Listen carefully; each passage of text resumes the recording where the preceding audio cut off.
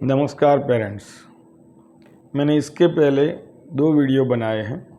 एक है पेरेंटिंग क्यों ज़रूरी है और दूसरा है बच्चे की पढ़ाई में पिता ऐसी कौन सी एक्टिविटी कर सकता है कि उसकी बच्चे की पढ़ाई में बहुत ज़्यादा फ़र्क आ सकता है।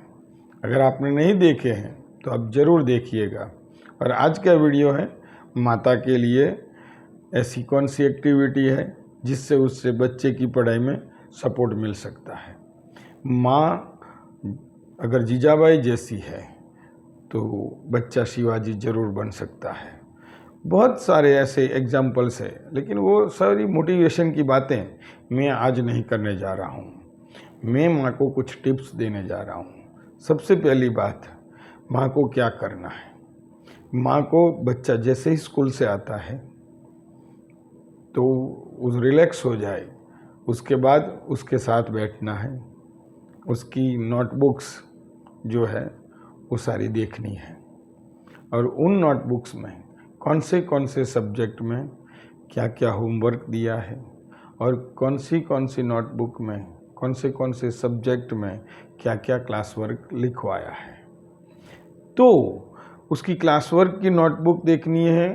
उसको जो होमवर्क दिया है वो होमवर्क के बारे में भी जानना है और बाद में आपको एक एक अलग से सब्जेक्ट वाइज नोटबुक बनानी है।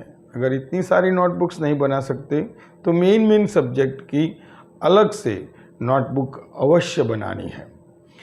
और उसके बाद हर रोज उस नोटबुक में डेट लगा के उस दिन का जो क्लास वर्क है उस क्लास वर्क को घर की जो नोटबुक सब्जेक्ट की है उसके अंदर लिखवाना है। क्या होगा इससे, ये अगर प्रोसेस रोज हो रही है तो रोज क्लास में जो भी पढ़ाया है वो सारा घर पे अगर वो बच्चा एक बार लिखता है तो उससे उसके सब्जेक्ट का वो टॉपिक रिवाइज होता है। अगर रिवीजन सही तरीके हो गया तो मैं मानता हूँ कि बच्चे को एग्ज़ाम के वक्त उसको ज़्यादा पढ़ने की ज़रूरत नहीं पड़ेगी, क्योंकि उसने रिवीजन किया है तो उसका 50 या 60% पोर्शन उसको मेमोराइज हो गया होगा, उसको याद हो गया होगा। दूसरी बात, आप अपनी डायरी में हर एक सब्जेक्ट का डेट वाइज होमवर्क क्या है और क्लास वर्क में क्या लिखा है आप लिखो। आपको पता चलेगा कि कौन से सब्जेक्ट में लगातार ना तो होमवर्क है ना तो क्लास वर्क है, तो आप स्कूल में उसके बारे में तपास कर सकते हो। नहीं तो आपका बच्चा वो सब्जेक्ट में कमज़ोर हो जाएगा। इम्पॉर्टेंट पॉइंट लास्ट वाला, आपको पहले तो बच्चे ने जो क्लास वर्क घर वाली नोट में लिखा है उसके अंदर साइन भी करनी है, डेट भी लगानी है और बच्चे को पूछना है बहुत ही प्यार से कि बेटा ये जो तूने टॉपिक लिखा ना, तो इसमें से कौन सी बातें ऐसी है जो तेरे दिमाग में नहीं आई, तुझे समझ में नहीं आई, तो उसके आगे अंडरलाइन कर, उसके अंदर नीचे अंडरलाइन कर या तो आगे कोई निशानी कर। और ये चीज़ उस सब्जेक्ट के टीचर को दोबारा दूसरे दिन ज़रूर पूछना।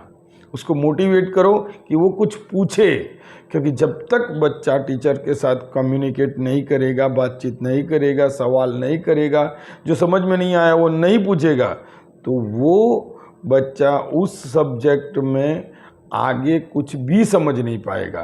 क्योंकि हर एक सब्जेक्ट में जो टॉपिक आज है वो कल के रिलेटेड होता है। तो अगर आज उसको समझ में नहीं आया तो दूसरे दिन जो भी पढ़ाएंगे वो समझ में नहीं आएगा। इसलिए उसको मोटिवेट भी करो। और अगर बच्चा हर रोज़ घर पे लिखता है तो एक तो उसका हैंड राइटिंग सुधर जाएगा, दूसरी चीज़ रिवीजन हो जाएगी, तीसरी बात वो जितनी देर लिखने में बिजी रहेगा उतना टाइम वो मोबाइल से टीवी से ज़रूर दूर रहेगा। फालतू में अपने दोस्तों के साथ घूमने फिरने में भी टाइम उसका जाएगा नहीं।